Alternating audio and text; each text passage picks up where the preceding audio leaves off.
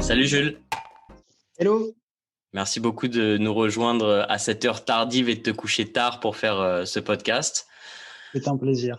Alors on vient juste d'apprendre un peu des mauvaises nouvelles via le gouvernement avec le reconfinement. Donc bon, moi j'ai énormément de chance ici, donc je suis de tout cœur avec vous en tout cas. Pour ceux qui te connaissent pas encore, est-ce que tu peux te présenter un peu, nous dire ce que tu fais dans la vie, voilà un peu. Après j'aurai un follow-up sur plein de questions à te poser.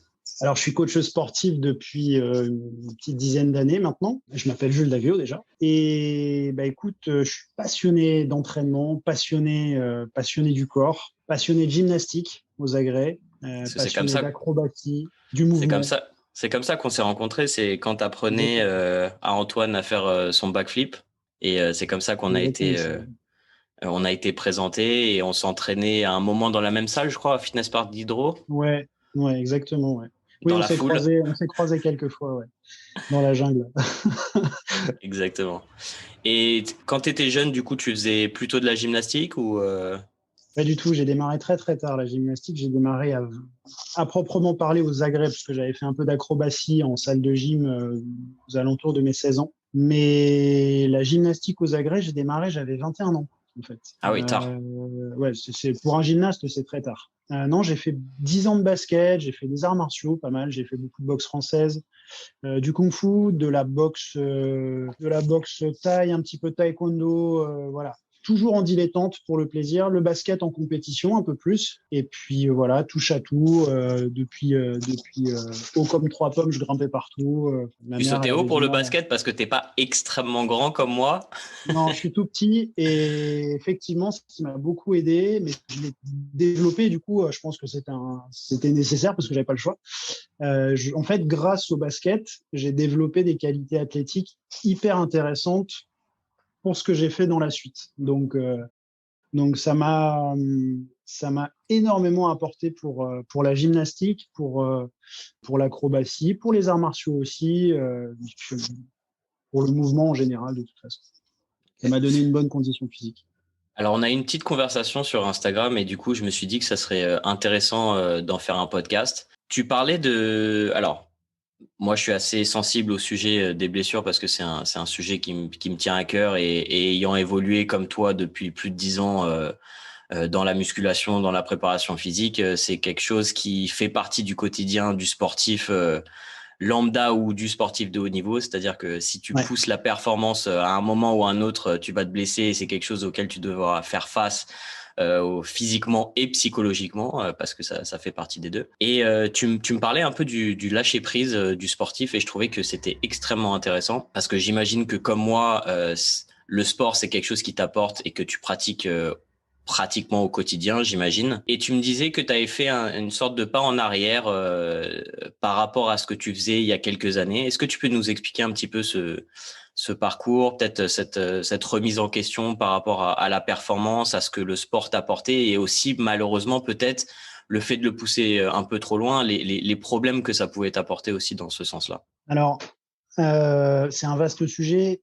Je pense que ça a commencé à devenir important pour moi de devenir performant. Quand j'avais 18-19 ans et que j'ai commencé à voir que en fait en m'entraînant, il y avait des résultats, que le corps changeait, que en fait c'était un peu magique quoi. Tu t'entraînes et puis ton corps change. C'est un peu comme un jeu vidéo quoi. Ouais. Comme dans GTA 3 San Andreas, tu vas à la salle de muscu, tu pousses puis tu ressors plus fort quoi.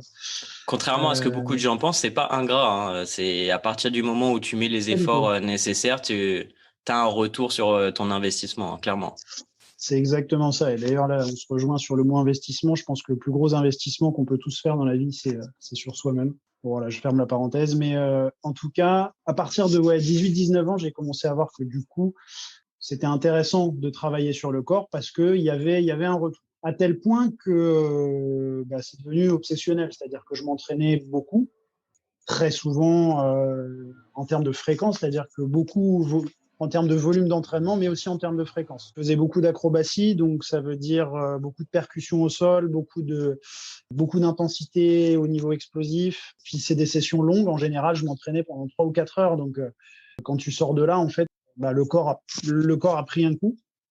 Et le truc, c'est que je répétais des sessions comme ça 4 fois dans la semaine, quoi. Donc très vite, évidemment, comme j'avais tous les paramètres autour qui n'étaient pas idéaux, c'est-à-dire sommeil, alimentation, que j'avais complètement mis de côté. J'avais une vie Ouais. d'étudiant, Ouais, à 19 de ans, jeune. c'est pas idéal. Tu peux juste mettre ton micro parce que ça frotte un petit peu sur ton. Ah, alors attends, ce que je vais faire, c'est que, si tu veux couper, je suis. Non, non, non, tranquille, tranquille. Si je couperai après. Hop. Là, c'est bon comme ça frotte plus. Parfait. C'est juste, c'était sur le haut du truc, ouais. Nickel. Nickel. Regardez. Top. Et donc, je te disais. Tu me disais qu'à 19 ans, la récupération, c'était pas quelque alors, chose sur ouais. lequel tu investissais. Non, bah non, mais parce que, en fait, ouais, à 19 ans, tu récupères encore bien. Le problème, c'est que je suis rentré en STAPS à 20 ans. Que, bah, en plus de mes entraînements, il y a eu le fait d'être astreint aux devoirs d'école, c'est-à-dire en STAPS, tu fais de l'athlé, tu fais de la boxe, tu fais du rugby, tu fais du foot, tu touches à tout. Enfin, du coup, en plus de tes entraînements, tu as quand même de la quantité. Le sommeil est pas bon, tu fais la fête, tu bois de l'alcool. Voilà. Tu résistes un temps et puis arrive un moment où les sanctions tombent. Et moi, ça a été assez rapide. J'avais des tendinites en fait. Tendinites au niveau du genou, au niveau j'ai fait des épitrochléites, épicondylites aussi. J'ai fait ouais, beaucoup de débuts de pas mal de névralgie coraco-brachiale, de choses comme ça, enfin, des trucs un petit peu gênants et beaucoup de sensations désagréables au niveau des tendons. La sensation que le corps est acide, je sais pas, c'est la meilleure manière que j'aurais de le décrire aujourd'hui. J'avais l'impression que mon corps était acide. Alors ça allait quand je dormais beaucoup, mais le problème c'est que Le problème, c'est que c'est je pense des pathologies qui t'arrêtent pas instantanément, en fait. C'est-à-dire que non. tu les sens, tu te dis, ah, faudrait peut-être que je lève le pied, mais tu lèves pas trop parce que tu te dis, bon, bah, je vais sans doute récupérer. Et finalement, tu récupères pas, donc tu commences à lever le pied, mais c'est un petit peu tard, donc c'est. Il y a un paramètre qui est important et je pense que je m'en suis rendu compte assez vite. Mais entre s'en rendre compte et être capable d'en prendre compte, et deux choses différentes, je pense que je me suis rendu compte que j'étais addict vraiment à l'entraînement. C'est-à-dire qu'il y avait ce paramètre-là de dépendance, en tout cas au fait de s'entraîner. De dépendance au progrès aussi, de dépendance psychologique au fait de se dire que je vais m'améliorer, au fait de se dire que je vais constamment être un meilleur moi-même, en fait. Donc, il y avait une espèce de distance qui se créait entre ce que j'étais, ce que je pensais être de moi et ce que je voulais être. Ça faisait une sorte de distorsion comme ça, de plus en plus grande, parce qu'avec la fatigue qui s'accumule, forcément, on n'est pas soi-même, en fait. Donc, on s'écarte encore plus de ce qu'on voudrait être. On s'écarte aussi de ce qu'on est, parce que quand on est fatigué, on n'est pas, comme je te dis, on n'est pas en pleine possession de ses moyens. Donc voilà. Et Et en fait, j'ai trouvé plein de. tu penses que ça se Excuse-moi. manifeste comment par rapport à ta prise de décision, par rapport à tes choix, à l'entraînement, quand tu dis que tu as l'impression que t'es plus vraiment toi-même avec la fatigue accumulée, et, c'est plus Alors, ça se voit. difficile de se remettre en question? Ouais. Alors, tes décisions sont plus émotionnelles, c'est-à-dire que, en gros, la peur va beaucoup jouer dans la prise de décision de s'entraîner plus, de s'entraîner moins. Donc, typiquement, moi, j'avais peur de perdre. J'avais peur de régresser. Donc, je m'entraînais plus, en fait. Et quand tu es fatigué, que tu es moins performant, c'est le truc à pas faire. Enfin, typiquement, il faut te reposer. Alors, moi, j'ai trouvé des réponses. J'ai trouvé des réponses dans l'alimentation, c'est-à-dire que je mangeais très mal. Donc, j'ai découvert pas mal de choses intéressantes dans l'alimentation qui m'ont permis d'éliminer les tendinites. Mais comme j'avais plus de tendinites, du coup, je m'entraînais toujours plus. Ou en T'as tout cas pas découvert que moins. McDo Pizza, c'était pas optimal, c'est ça? Voilà, c'était pas ouf. Ah oui, McDo Pizza, moi j'étais fan des cordons bleus, je bouffais, Ok.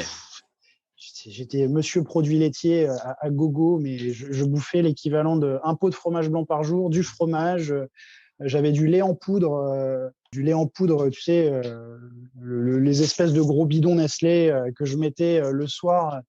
Je me souviens, je bouffais ça avec du pain d'épices. Non, mais je bouffais tout le temps. Et en plus, j'étais comme ça, Ah, si tout le tu temps. fais des entraînements 3-4 heures par semaine, 3-4 heures 4 fois par semaine, tu as une dépense calorique. En plus, j'imagine qu'à cet âge-là, tu es très actif, tu bouges Ouais, beaucoup. C'est un peu ça dont ouais. les gens se rendent pas compte, c'est qu'ils se disent ouais, mais maintenant je grossis, je comprends pas. Et tu sais, c'est genre ouais, enfin maintenant tu te lèves, tu mets ton cul dans une voiture, tu vas au travail, alors qu'avant Et ouais, tu courais derrière le bus à 7h45, etc. c'est Donc ouais, ça. ton Mis activité bout à physique bout, a largement diminué. ouais, on est bien d'accord là-dessus. C'est vrai avec le temps, on oublie aussi tout ce qu'on faisait quand on était Ouais. jeune. Et c'est vrai que, On en fait, s'organise mieux déjà. ça, ça joue beaucoup. Tu te retrouves. T'as plus envie de courir derrière le bus en fait quand t'as 30 ans. moi, si, en fait, j'ai gardé ces travers-là. Moi, j'adore grimper, courir partout, donc je suis resté un gamin là-dessus.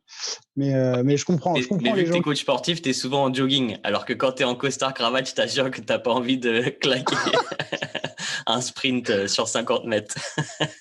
Exact. Excuse-moi, je t'ai coupé. Non, non, pas du tout. Du coup, si, en fait, Donc, j'ai ouais. perdu. Donc, par rapport, tu me disais que du coup, tu avais peur de perdre. Quand tu dis perdre, est-ce Ouais. que c'est au niveau de ta masse musculaire? Est-ce que c'est au niveau de ton niveau par rapport à la spécificité de ce que tu faisais à l'époque? Parce que je sais qu'en gymnastique, bah, c'est répétition, répétition, répétition pour être parfait sur l'exécution des mouvements. Tu as aussi tout l'aspect enfin, de se percevoir dans l'espace qui est hyper importante. Et c'est pour ça que nous, communs des mortels, quand on voit des mecs faire des triples ou des trucs comme ça, tu te dis, mais comment il fait? Alors que, bon, voilà, c'est avec l'entraînement, tu arrives à, même s'il sait pas exactement où il est à la seconde près, il arrive à visualiser à peu près son corps dans l'espace et ça lui permet d'ouvrir et de réceptionner au bon moment. Qu'est-ce qui te faisait peur au niveau de la régression?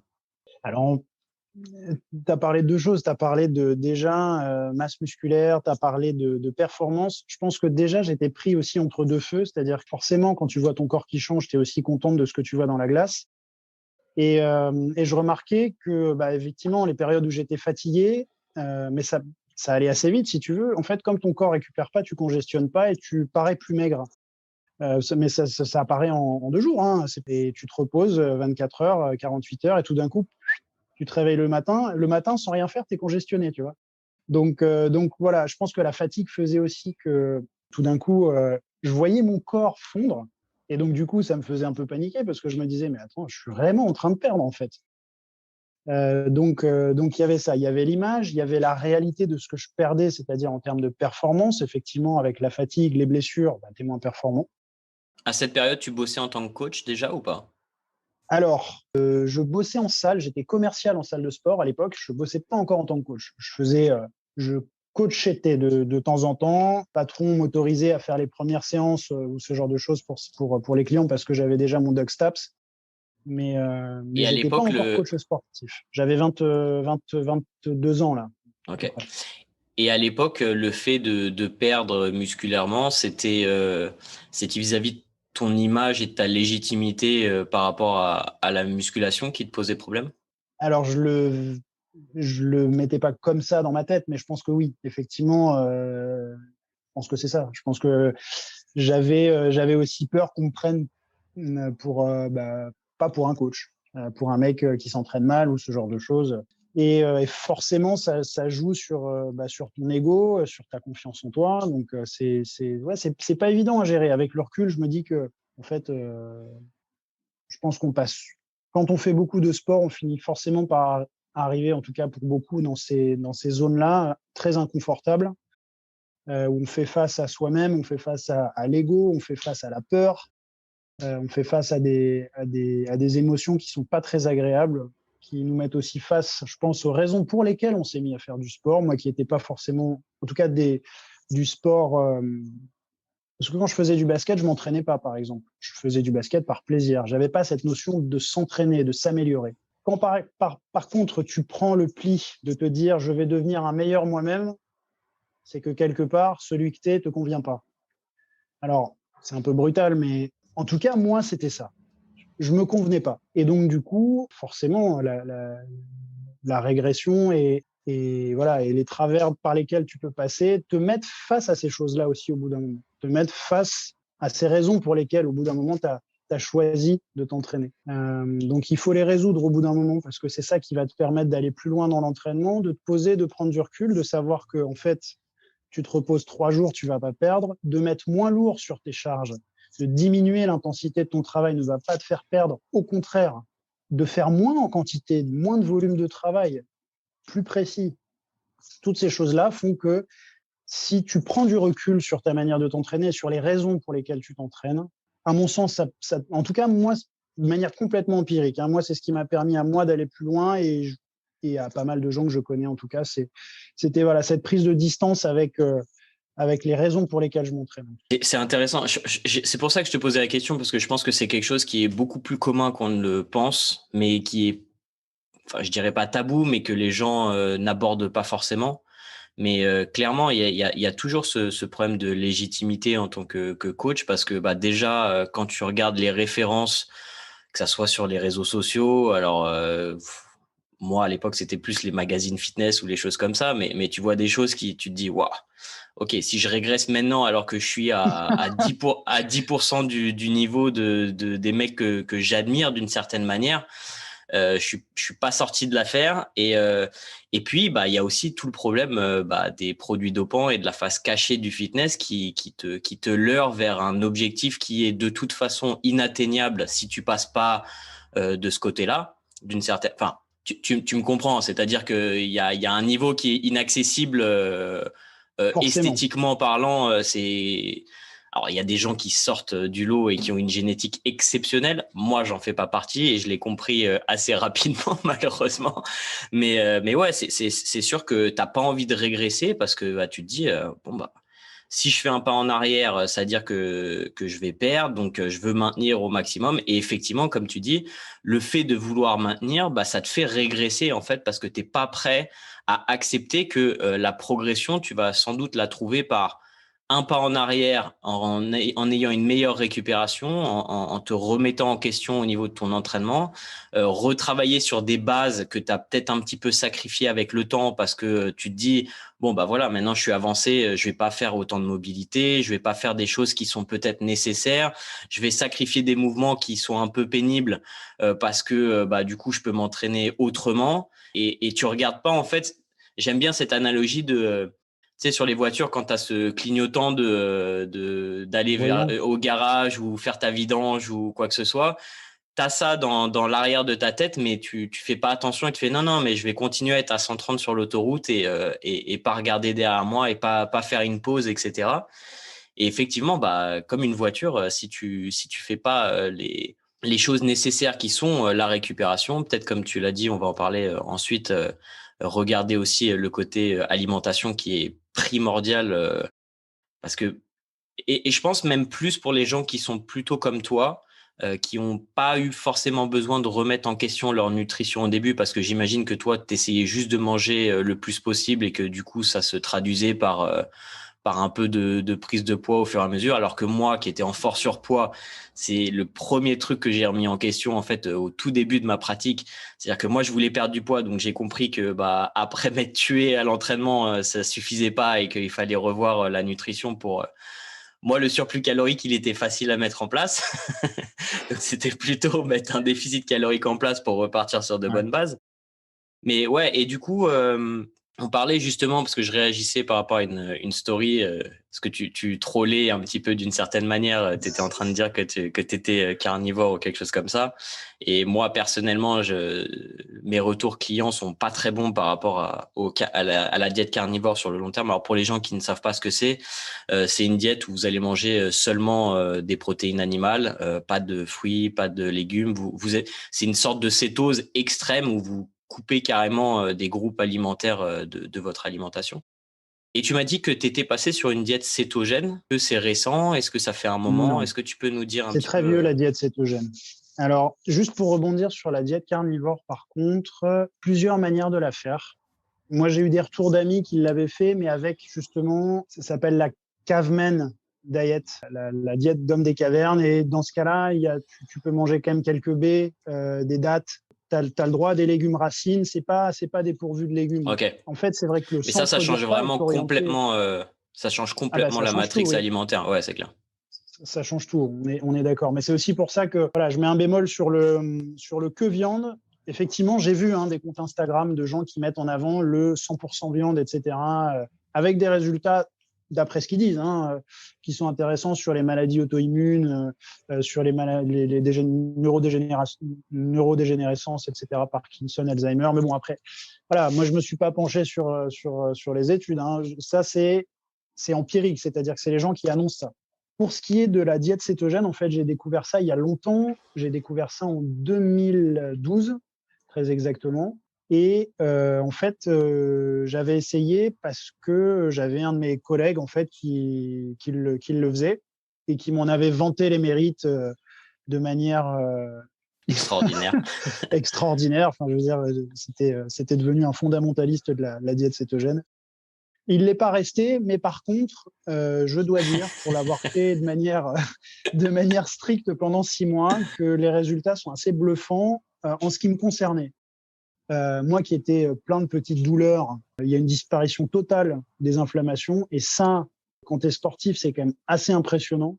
Quand tu as l'habitude de te lever, d'avoir mal, sans même plus t'en rendre compte, tu te lèves le matin, ton dos ne craque plus, ton dos est souple. Alors, ma question, c'est est-ce que tu es passé d'une bonne alimentation Plutôt bonne, ouais. variée, Déjà bien. plutôt bien? Je mangeais déjà bien. J'ai changé mon alimentation à 22, 23 ans. J'ai coupé sur tout ce qui était industriel déjà. Je mangeais quasiment très peu de gluten, en tout cas pas de pain. Les produits laitiers, j'avais divisé par 5 les contenus. Je mangeais juste un petit peu de fromage de temps en temps et c'est tout, quoi. J'avais vraiment diminué. J'avais remarqué que j'avais moins de tendinite quand je le faisais, en tout cas. J'en Parce que mangeais. t'as souvent t'as souvent ce gros facteur confondant, c'est que les gens vont d'une alimentation catastrophique à une diète cétogène, et là, bah oui, là c'est miraculeux, quoi. Tu Et t'enlèves on tous le les voit aliments d'ailleurs. transformés. Mais en fait, ça d'ailleurs, c'est tous les gens qui changent d'alimentation, que ce soit vegan, que ce soit. En fait, dès que tu retires les aliments transformés, c'est quand même le point commun de tous ces régimes miracles. Tu as forcément des bons résultats.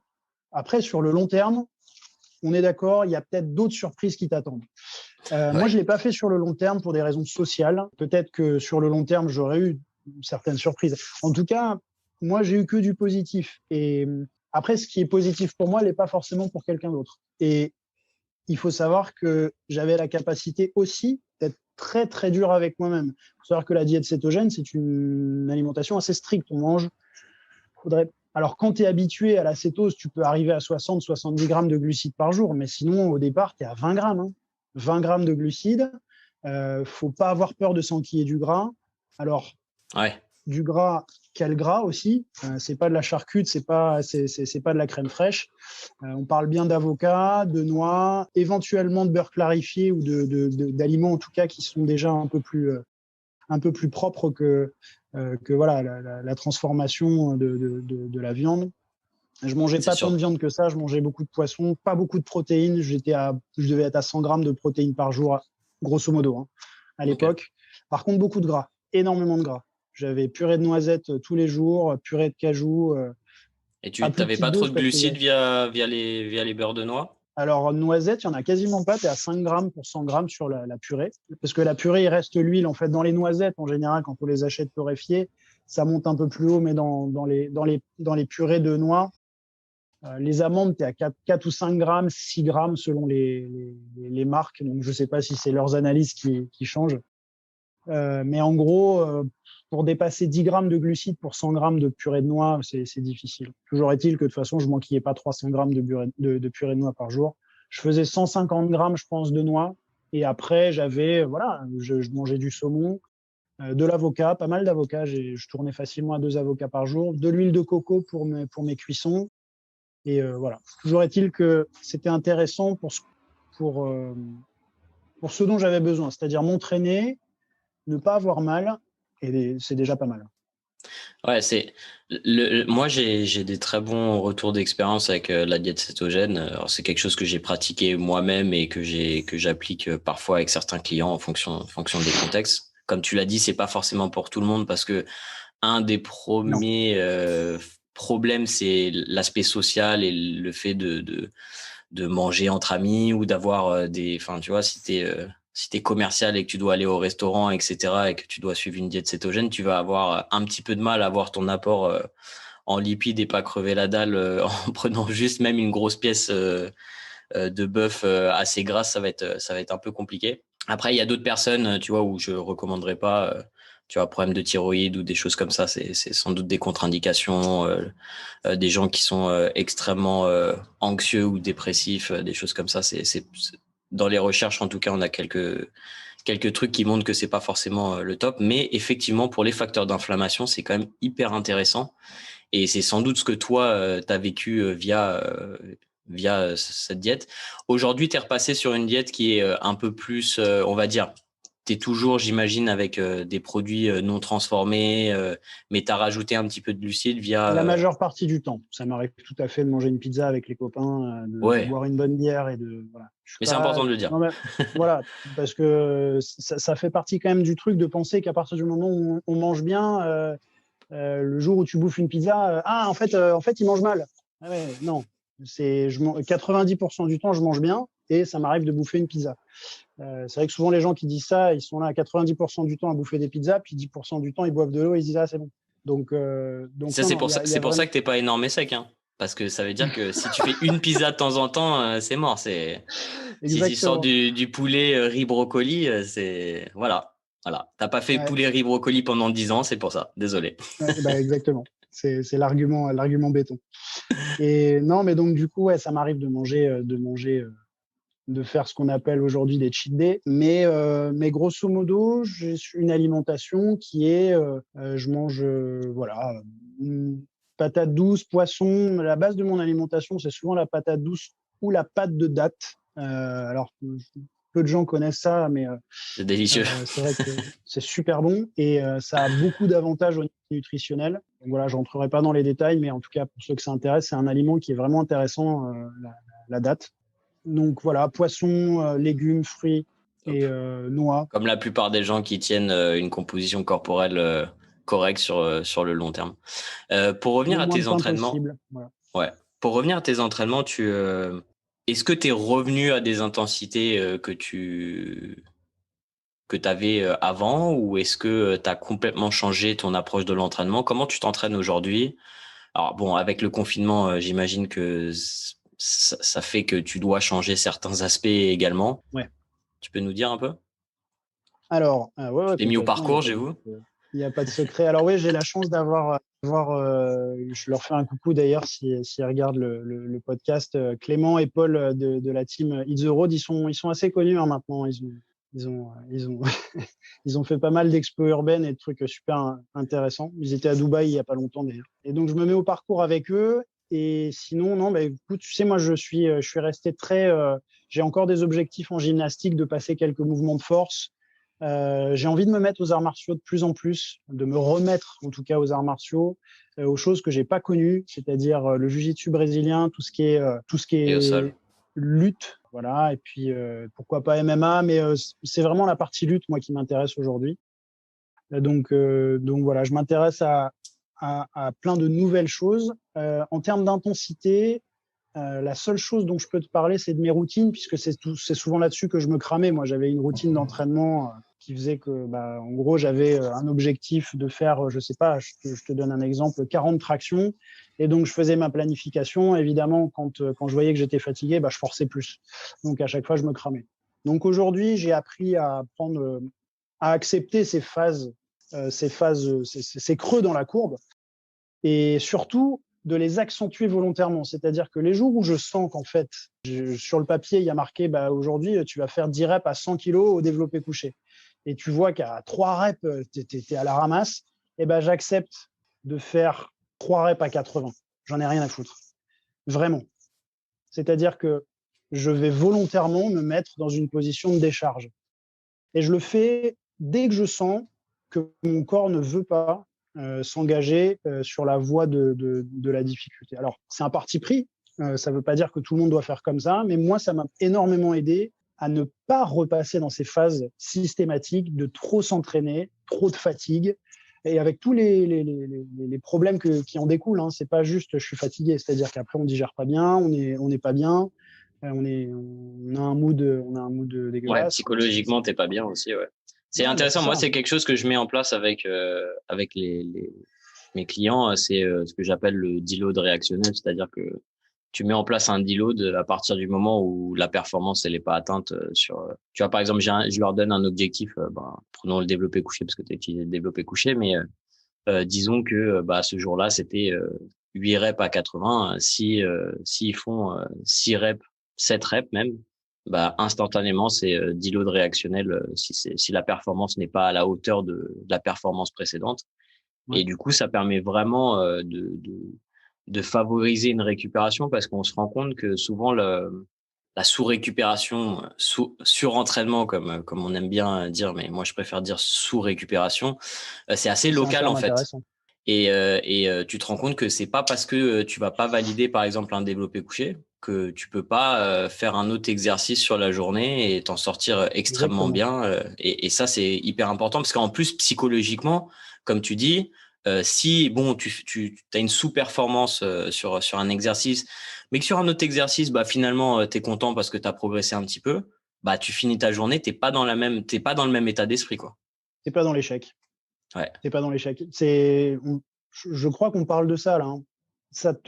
On parlait de ce vers quoi face à quoi ça te met de t'entraîner, ça te met face à l'échec. C'est-à-dire qu'au bout d'un moment, tu vas arriver forcément, si tu fais régulièrement des planifications et régulièrement tu cherches à progresser, tu vas arriver à certains jours où tu vas arriver à l'échec. Et je pense que la capacité à progresser dépend de la manière dont tu vas appréhender cet échec, de la position que tu vas adopter face à cet échec. Soit tu acceptes cet échec comme étant une composante essentielle de la progression, soit tu le prends comme un truc qu'il faut absolument dépasser ce jour-là et ça marchera une fois, deux fois, trois fois, 10 fois si tu es résistant, mais au bout d'un moment, tu vas te prendre un retour de canne et malheureusement, on s'en rend compte toujours trop tard.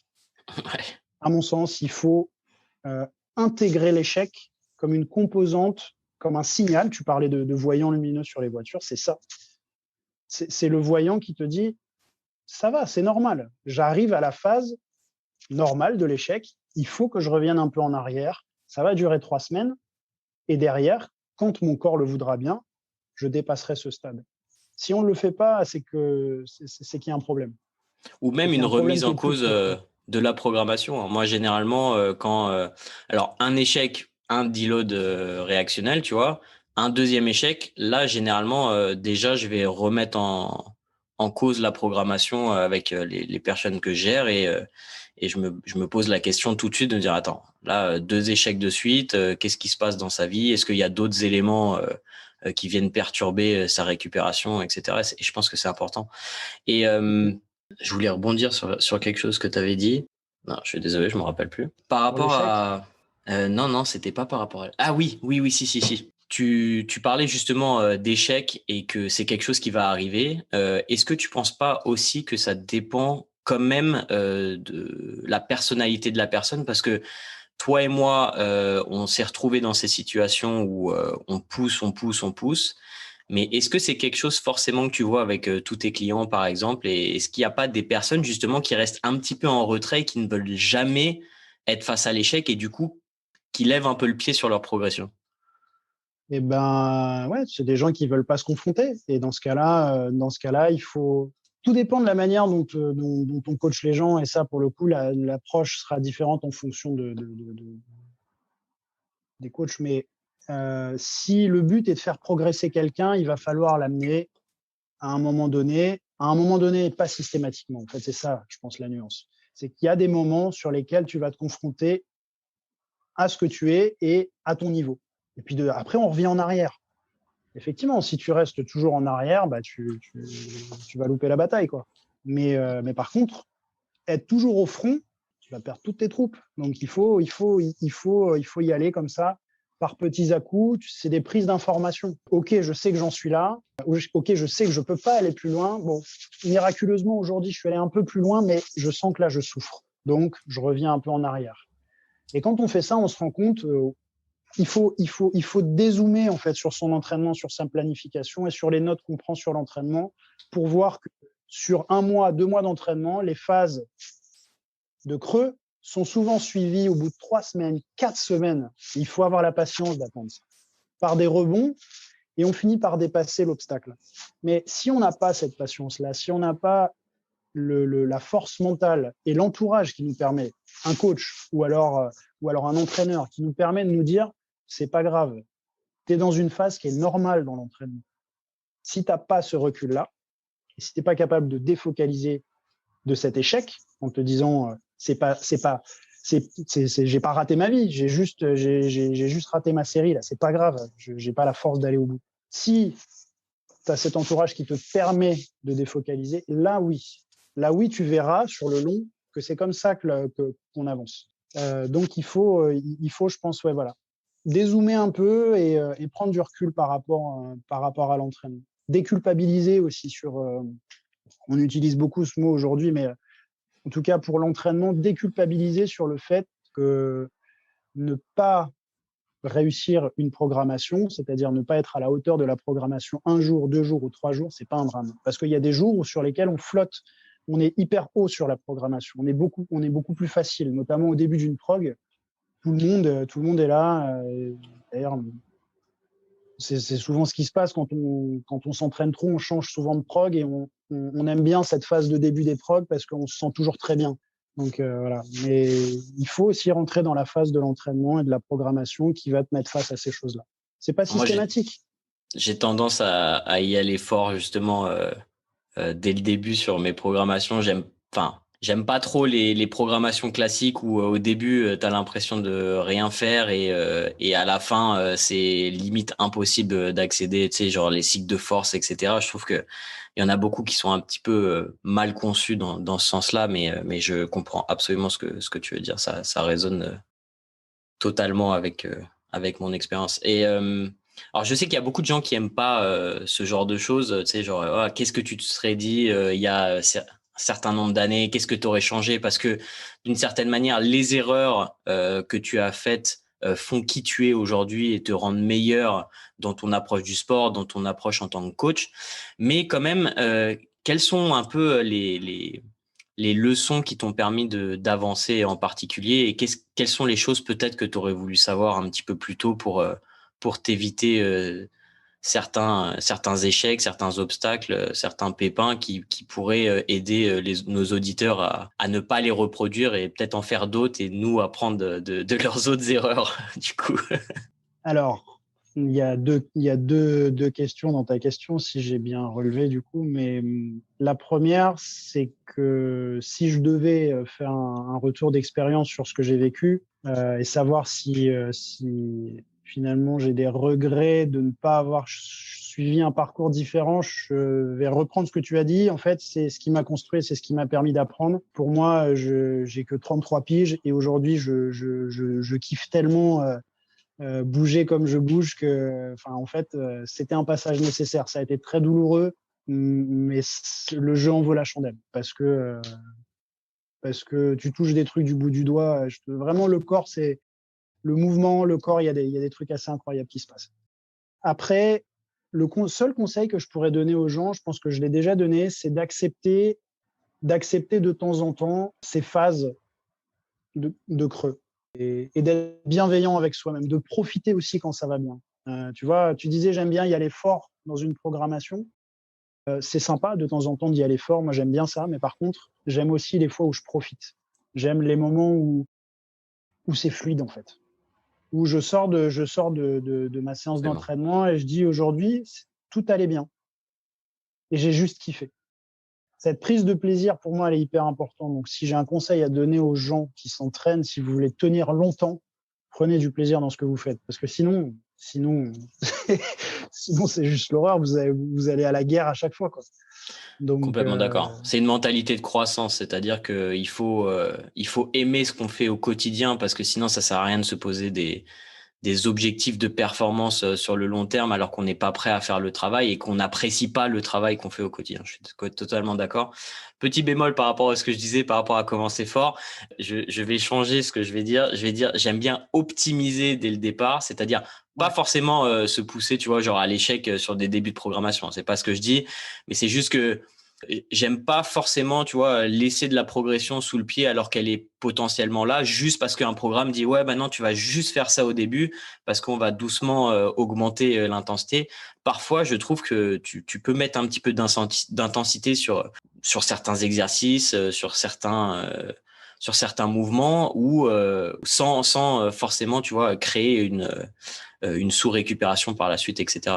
Mais ouais, Ouais. je comprends tout à fait. Plus général, quel serait ton conseil en termes de vie que tu donnerais aux gens? Moi, je dis souvent que il faut qu'ils lisent plus parce que c'est là où souvent les bonnes informations sont.